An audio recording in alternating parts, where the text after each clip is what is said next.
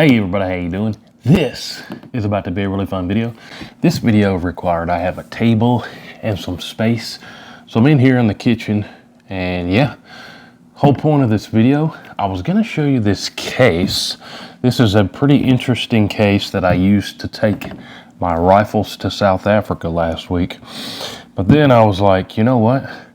In order for me to show the case, I'm gonna show you everything that I took to Africa, and most of which flew across the ocean in this case. So real quick, let me show you everything, kind of my gear list trip, if you want to call it that. Gear list trip, my gear list for the trip, if you want to call it that. And then I'll show you a little bit about this case and how it was pretty cool.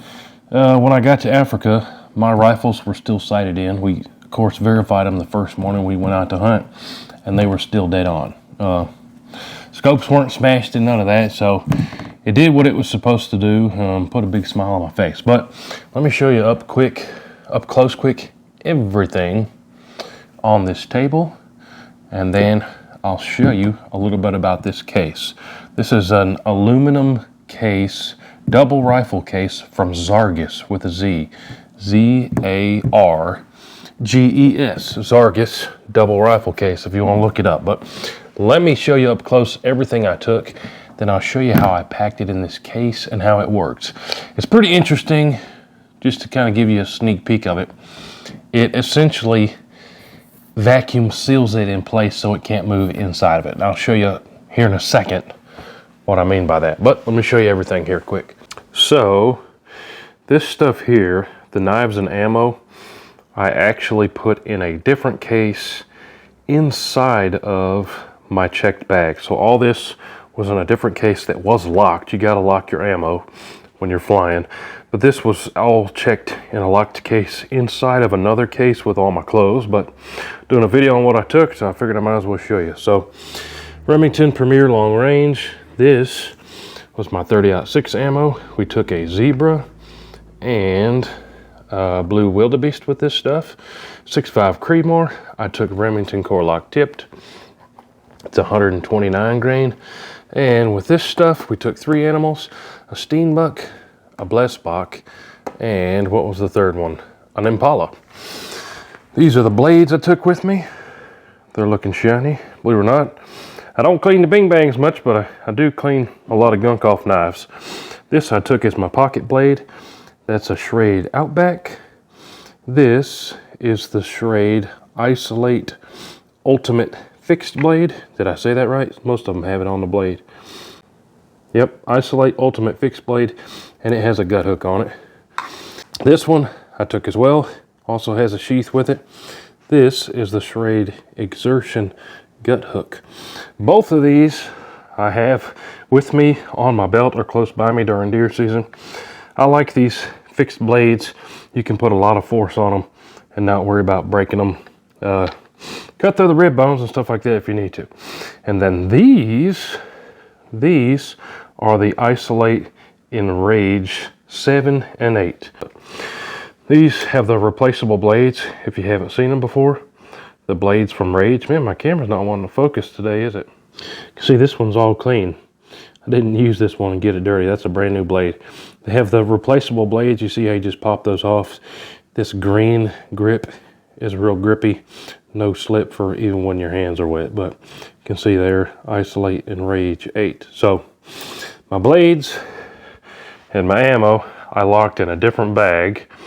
And then everything else on I put inside of this case when I flew. So real quick. Binos, these are range finding binoculars. My camera's having a hard time focusing today, isn't it? The Burris Signature LRF 10 to 42. They work really well. I used them to range the animals that I took in South Africa. Press this button, boop, and the heads up display inside here tells you the yardage. Worked great. I used it, and we took 5 animals in South Africa. A shirt, I'll show you what I used that for. My cans, I used, this is my Banish Backcountry can. It's a lightweight 30 cal can. Had this on my 30-06. And then this one, this is my Banish 30 gold can. I had this on my 6.5 Creedmoor. Both of those are Silencer Central cans. I wrapped these in a t-shirt just to keep them from bouncing around and getting scratched. Shout out to WHOTEEWHO.com. You can pick up t-shirts just like this one on WHOTEEWHO.com. These locks are what I used. I'll show you when I pack everything in here. TSA locks, generally speaking, I do not recommend TSA locks. They did break into my case using those locks that they have their little magical key to unlock, and they put this in my bag. That's the first time I've ever had anyone search my bag, and they only did it because I had TSA locks. I don't recommend you use TSA locks. Some people do. I prefer to use my own padlocks. If they need in my bag, they can come get me with the key. But if you use TSA locks, they have access to your bags, and they did search mine. Again, that's the very first time I've ever had my bag searched. It's also the very first time I ever used the locks that they can get into, so go figure. Those forms right there, that is my suppressor tax stamp forms. I have those in here, a copy with the suppressors at all times, and a copy on me in my backpack at all times, just in case anybody wanted to see it. And then, here, we're getting to the good stuff here. This is my Savage impulse-driven hunter in 30-06. It's one of Savage's straight pulls. It does have a threaded barrel. Like I said, I put a can on both of these rigs. So 30-06 Savage impulse-driven hunter. On top of this one, I put the Burris Eliminator 6. If you haven't seen my full video on this scope, definitely go check it out. Long story short, you press that big button on the side. It has a built-in rangefinder, and inside the display, it automatically tells you the holdover based on the ammo that you told it you were using. It uses an app. Worked fantastic. I took a Zebra and a Wildebeest with this system, dropped them both where they stood. Stay tuned for those videos. And this one, this is Savage's brand new Axis. Their brand new Savage Axes, all of them have this new redesigned stock, new bolt handle. This is the Savage Axis 2 Pro, which gets you an AccuTrigger, a full rail, a little bit heavier profile barrel, and a threaded barrel. And on top of this one, I also put a Burris. This is the Veracity PH. This one is very cool. In a way similar to the Eliminator 6. I uploaded the ammo, the 6.5 Creedmoor, told it what I was using. For both of these, I chronographed them out of these barrels and put the exact average speed I was getting for these. This one, I have it set to where the elevation dial inside the heads-up display, inside the optic, tells you the yardage. So when I was hunting 6.5 Creedmoor, had the binos on my neck, boop, ranged the animals, and then all I did was dial this, and the heads-up display would tell me what yardage I was dialed for. If you haven't seen my videos on that, also go check it out. But that is all of my gear. Now, let me show you how I packed it into this Zarges case, and I'll show you a little bit about how this whole system works with the core inserts and all that stuff. But let me move this stuff, and I'll show you how this works. So, inside the case, this is really what makes this different from anything you've ever seen. Most things are plastic sided, and then they got foam inside. You can either pick it apart or just leave the foam. This has this foam insert on the top of the case, but then inside here we have these beanbag layers. This one is connected. It's overlapped this way. Show you the logo here. Zarges Core Technic Patented Technology VRS Protection System. So it's hard to show you through the video, but essentially this is some type of beanbag-ish material in here. You can see I can move this all about. The bottom layer is the same thing. Beanbag stuff all in there, and flip-floppy all around, right? Well, The short story of it is you place whatever you want in here. In this case, I'm going to put those in there. See some snacks. I said I'm in the kitchen. And then I'm going to come over here to this valve, and with this pump that they sent with it, comes with it, will essentially vacuum seal, and this will become solid and will hold in place whatever you put in there: rifles, a bow, camera equipment, binoculars, suppressors, so on and so forth. So let me kind of get this stuff set up how I took it to Africa, and then I'll show you how it works. All right, try to give you guys a good view of this. So like I said, inside these black things is essentially some type of beanbag type material. So gotta push down into it, make things kind of settle. I did take the bolts out.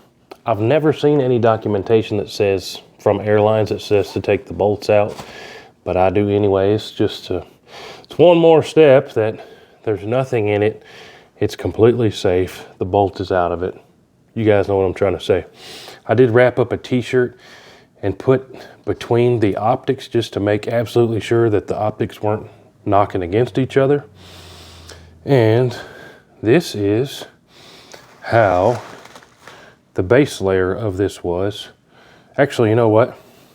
I also put the binos in this bottom layer here. So plenty of room there too.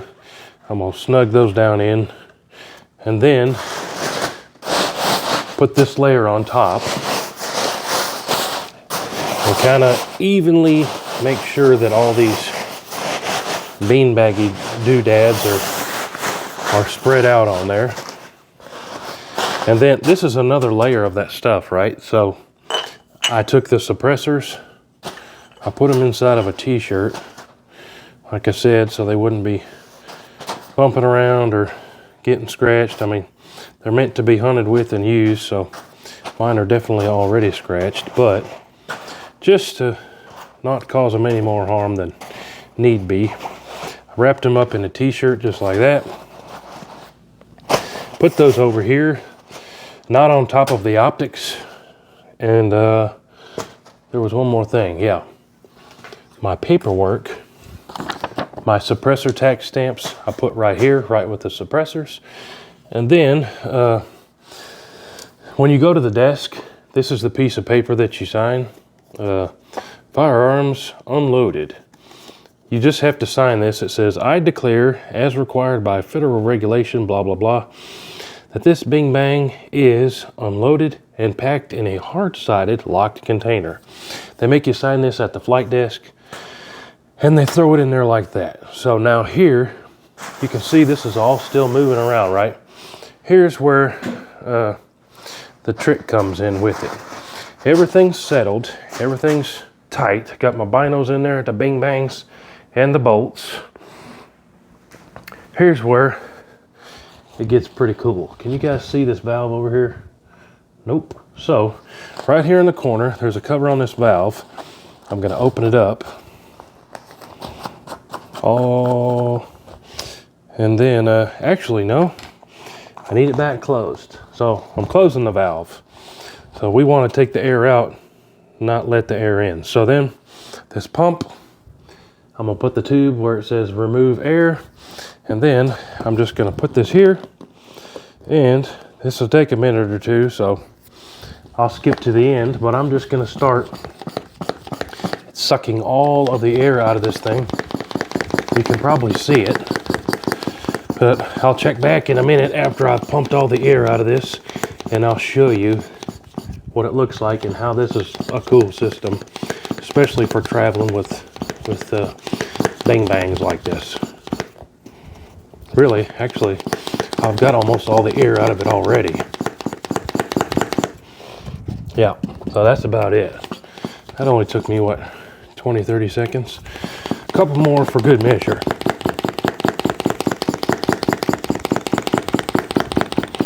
And then, like I said, this was already sealed. So now you can see how that's rigid. Whereas before it was just a bunch of flimsy bean bags. Now, all these bean bags are essentially sucked airtight against anything we have in there. So the suppressors, I'll pull these up. You can see how it made a depression in there where my suppressors were. So when this closes, and that foam is gonna hold them right there in that spot. But let me show you the real important stuff under here that we took to South Africa. See how this is stiff? You can see the channels in here where it suctioned down onto it. You can see that full rifle stock shape. You can see where the optic is right there. You can see where that optic is right there. You can see where my binos are snugged in there. And then this bottom piece too, I can come around here, even the bolts are in there. The bolts are in a cradle right there.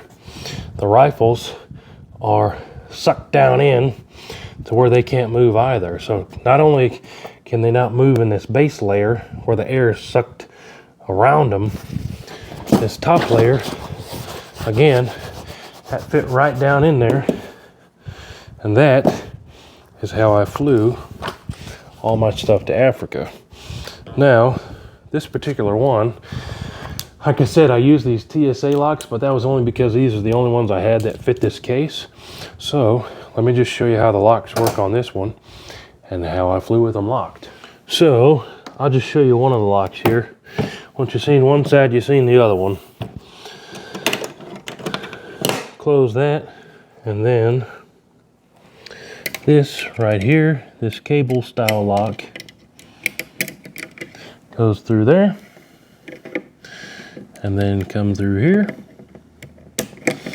spin the dial, and then that's locked. Normally at the flight desk you have to prove to them that it can't be opened. They just want you to, you know, oh, you can't pry it open, you can't pry it open. Can't pry it open no matter what.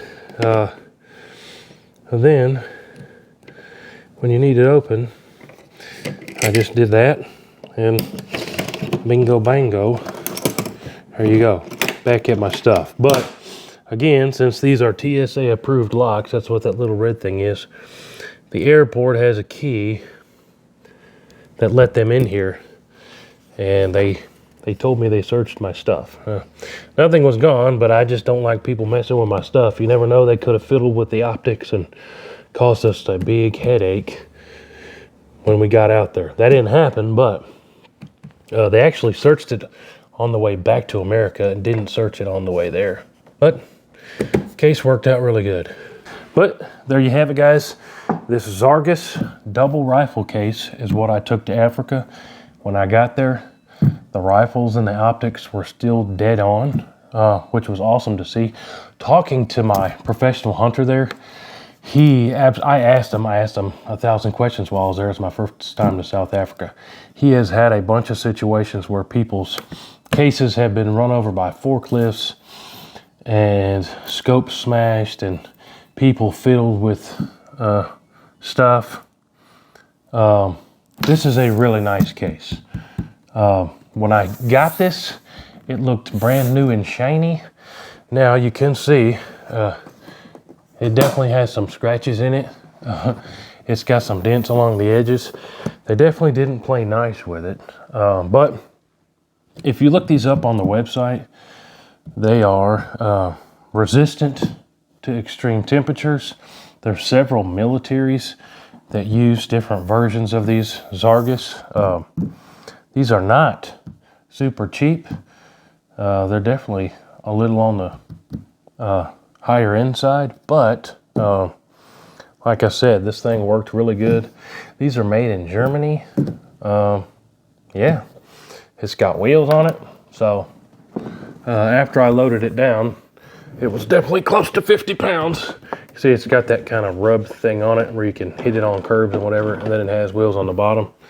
Also has a handle on that end, so you hold this handle and you can use the wheels. But quick video, guys, on this Zarges case. A lot of you guys have been asking me questions since I got back. How did it work out? Was your scope still on? What case did you use? So on and so forth. Or what did you take with you? Well, Here's a quick video on everything I took and the case I used for South Africa, the Zarges double rifle case. Also, I threw this over here just to show you. Showed you everything I took. I might as well show you this. My absolute favorite hunting shirt. You guys watch the show, know I wear True Timber camo. This is in the True Timber Strata camo, and I'll show you why I like this. Let me see if I can find the name of this one. I always forget. Do they have the name on it? Nope. But anyways, this is the Strata pattern hoodie. I forget the exact name of it, but here's why I like it. I live in Tennessee, and for a lot of deer season, it's not extremely cold, so this is what I wear. Also in turkey season, I think in every single turkey hunt video on the channel, this is what I'm wearing. So long sleeve, but still lightweight, built-in mask with the hoodie. So you don't have to bring anything extra. I very rarely wear gloves. I like the use of my fingers. It has a little bit longer sleeves with those little hooks to keep it over your hands.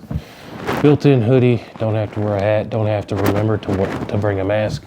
It's got everything, but hey, that's my go-to hunting shirt.